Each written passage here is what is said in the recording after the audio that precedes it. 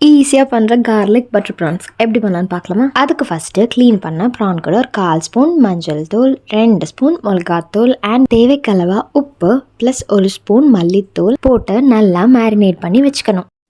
இன்னொரு பேனில் ஹீட் ஆனதும் பட்டர் போட்டு அந்த பட்டர் மெல்ட் ஆனதும் அதில் ஒரு 3 கார்லிக் ரொம்ப சின்ன சின்னதாக வெட்டி அதை போட்டு நல்ல கோல்டன் ப்ரௌன் ஆகுற வரைக்கும் அதை நல்லா சாட்டே பண்ணிக்கோங்க. அது நல்ல கலர் சேஞ்ச் ஆனதுமே நம்ம ஒரு 1 hour மேரினேட் பண்ணி வச்ச ப்ரானை இது கூட ஆட் பண்ணிக்கலாம். தென் அந்த ப்ரானையுமே பட்டர் கூட நல்லா மிக்ஸ் பண்ணி சாட்டே பண்ணி விட்டுட்டு கொஞ்ச நேரம் மூடி போட்டு குக் பண்ணலாம். தென் குக் பண்ணுறப்போ தண்ணிலாம் விடும். அந்த தண்ணி விட்டு அதுக்கப்புறம் வற்ற விட்டு கொஞ்சம் ட்ரை ஆக்கணும்.